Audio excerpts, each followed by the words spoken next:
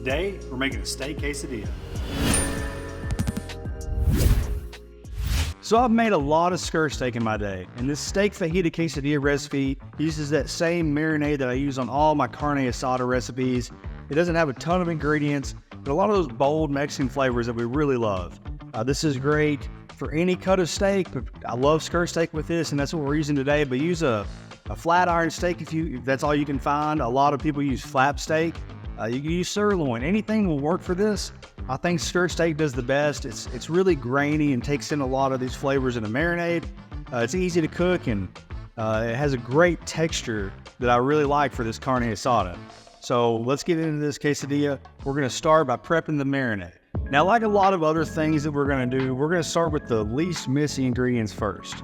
So we're gonna start with the base. We got some olive oil. We've got about a cup here. That's gonna really help distribute all these flavors across that skirt steak so it can really spread out across and evenly coat that piece of meat. I always like to add a splash of Allegro Original marinade. I've used soy sauce in the past, but this just adds so much more flavor. Just a few tablespoons there, and that's gonna really open up a lot of these other flavors we have. And of course, we're gonna use our Crow fajita rub. Now we're going in with a few tablespoons of this. Now this is a lot of those Mexican flavors you really like to see. A lot of smoked paprika, some cumin, some cayenne, some Mexican oregano. You can find this on our website at crowfood.com. But that's gonna be the base here. Now we're gonna start adding in some more flavors. We've got some orange juice. I really like this for skirt steak.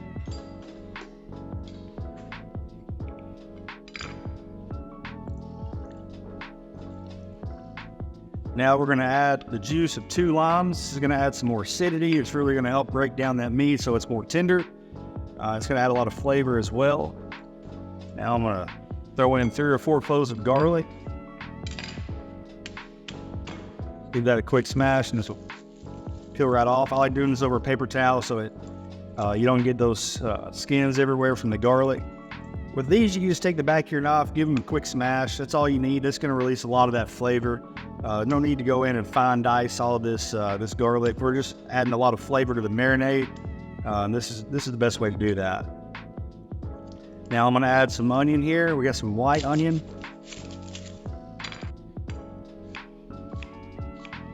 We don't need a ton here. This is just gonna start adding some flavor as well to this marinade. We're gonna save the rest of this onion and we're gonna make some fajita vegetables with it later. So don't use all of that. And last but not least, we're gonna take a jalapeno and we're just gonna cut the sides off of it. If you want it spicier, add some of the seeds in the middle and the stem. That'll help a little bit with that. We just want a little bit of that jalapeno flavor. So we'll give it a rough chop, throw it right in.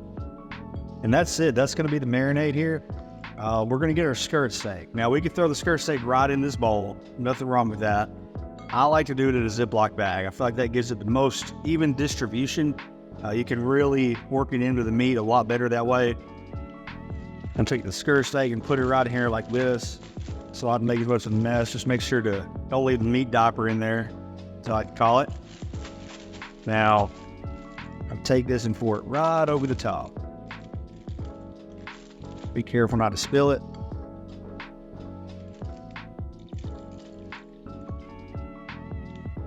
Now, how long do we let this marinate? So with a lot of things I'm marinating, I'm letting it go overnight. 12 to 14 hours would be great.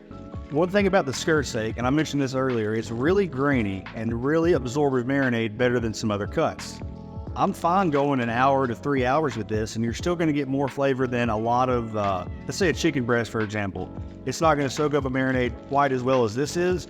So I'm fine going just 1 to 3 hours on this. Now you can go longer, that's great. You're gonna get even more flavor like that, but it's just not as necessary as with some other cuts of meats. But we are gonna let it absorb all that flavor and marinate in the fridge. So we'll see you back here in about an hour. All right, it never fails. I always forget one of these ingredients when I'm doing a marinade recipe. We forgot the cilantro. And that's fine because this isn't something that's blended up or something. It's fine that we left it out for a few minutes. All we're gonna do is take a handful of cilantro, and we're gonna throw it right in there. Of course, we want to mix this up really well, make sure it's evenly distributed. You want that cilantro flavor. Knew I was forgetting something, and that always seems to happen, but add this cilantro as well, and we're going to give that a good mix. Go back in the fridge. Hope we didn't forget anything this time. All right, so this skirt steak's been marinating for hour and a half, 2 hours, something like that. So we're gonna let it come up to room temperature for about 10 minutes while we cut up our vegetables. Now we've got our white onion that we had from earlier. We've got a green bell pepper. That's all we're gonna use. You can throw in some tomatoes, some different colored peppers, some jalapenos, whatever you want really. We're gonna slice this so that we can cook it down, just like so. And then we'll take the top off of this pepper. Cut this pepper into little strips. All right, so we're using a grill pan today. As pretty much always, I love to do this over an open charcoal grill. We haven't figured that out up here yet. We're still working on that, so we're gonna cook this over the stovetop. Nothing wrong with that, just won't have as much of a smoky flavor.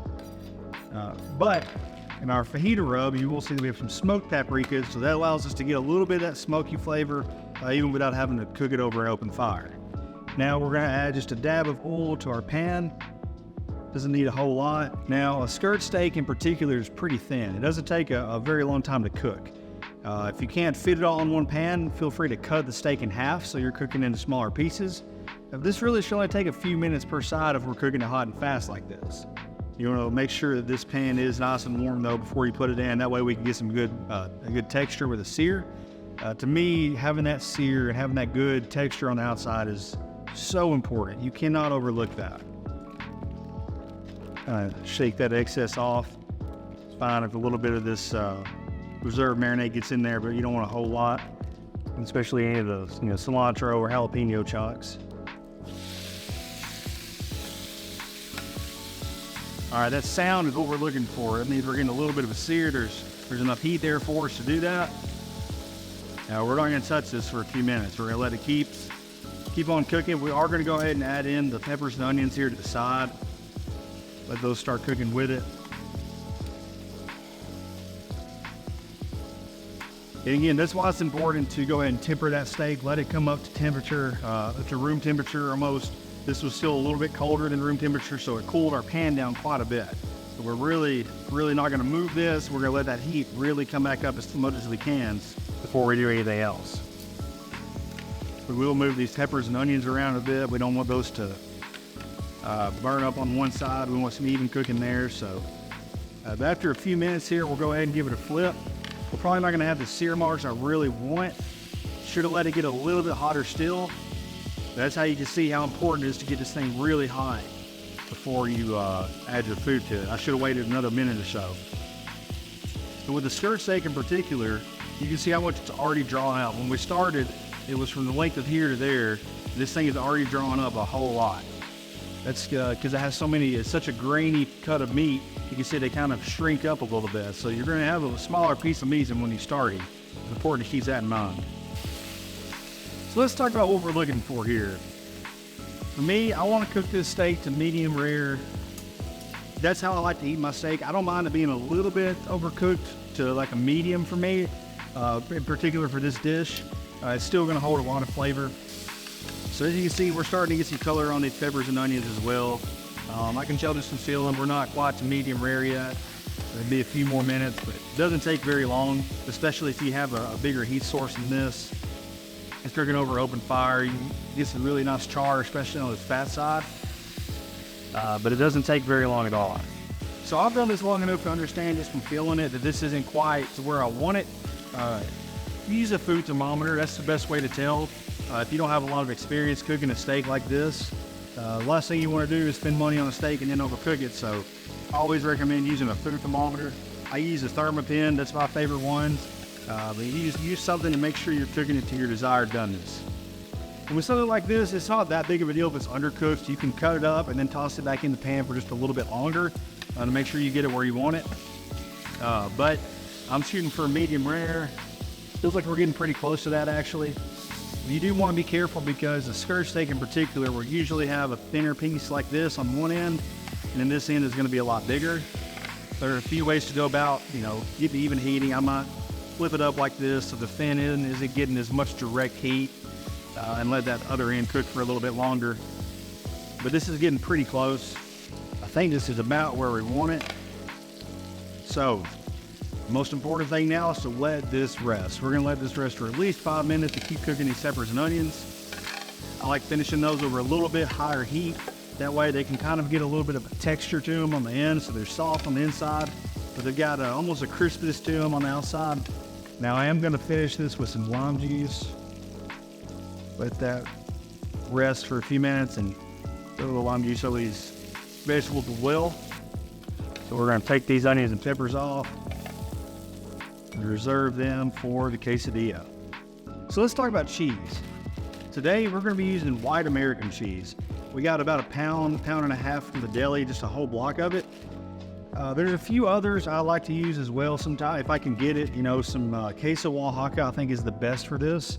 It's hard for me to find it here in Paris, but when I have found it, I use that a lot. There's some quesadilla melting cheese that's specifically sold in groceries around here, but my favorite is probably this white American. It's what we use in our queso recipe, if you've seen that. I think it's great for tacos, but you can't really find it shredded, so I'll usually get about a pound and a half of this, and I'll shred it myself.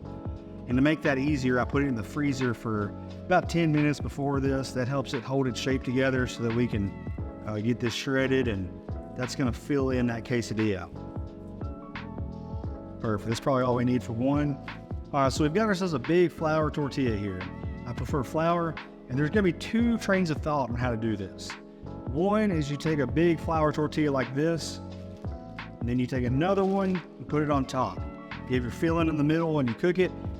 For me, whenever you go to cut it, it just kind of falls apart.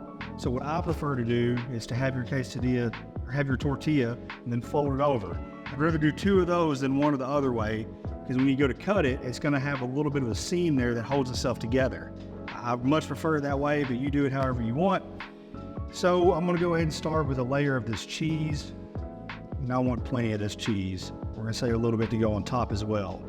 Now we'll go ahead and cut this steak. It's been resting for a while. You always want to cut steak and any other meat like this against the grain. And you can see here, it's easier than most cuts to see where that grain runs. You can see these long fibers right there. Now I am going to cut it in half before I cut it against the grain, because that'd be just too long anyways. So as you can see here, it's a nice medium rare. That's what I was looking for. And now we'll just cut it strips like this. Nothing too thick, because you want to be able to get a good bite of it. And as you can see over here on this thicker end, that's more closer to a rare steak than a medium rare, and this one's closer to medium. You have a lot of variance in a skirt steak, so just keep that in mind. Works out good. My wife likes it just slightly more cooked than I do, so I'll usually reserve the thicker pieces for me, and she'll get the ends. So I'll probably cut it one more time for this quesadilla, and we'll start loading it up. Get that spread out, and then we're gonna add some of these peppers and onions. Now, you don't want to overdo it. You can have this so it kind of just falls apart, and I'm kind of teetering on the edge of that already. But we're getting pretty close here. We're gonna add the rest of this cheese, fold it over. Now, what we want to do is get some butter down. That's gonna give it that awesome crispy texture without being like super crunchy where it's like a fried tortilla. I really like that better than oil or anything else. So this is over a medium heat. We'll probably turn it up just a little bit. You don't want it to be so hot that it doesn't have time for that cheese to melt, because the tortilla doesn't take but just a minute. We're gonna take some butter, just cover the surface of the skillet, and carefully lay this in there. We're gonna let this go for about 60 seconds before we give it a flip. Now, if you want to, I'll go ahead and kind of rub that on there so it's already starting to melt, and then just kind of paint the top of it. And I can go ahead and get the butter put up. We're done with it. I'll give that about 60 seconds. Don't be afraid to push down on it a little bit. Make sure it's evenly spread out. All right, so it's been about a minute. We'll get this flipped over. All right, I'm gonna turn the heat up just a little bit. I wanna see a little bit darker of a browning on this outside of this tortilla. We can flip it back over and finish that side, no problem. You just don't want to rush it, like I said, because you want all that cheese to be nice and melted. Give it a flip. As you can see, we're starting to get some good color right there. But I want to see that all the way around it. So we'll go another 30 seconds on that side. We should be about ready. All right, let's see what we got here. That's what we're looking for up there, that even brown crust. It's It's got some texture to it. Look at that.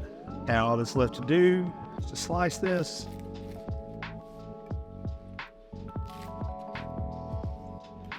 And that's it.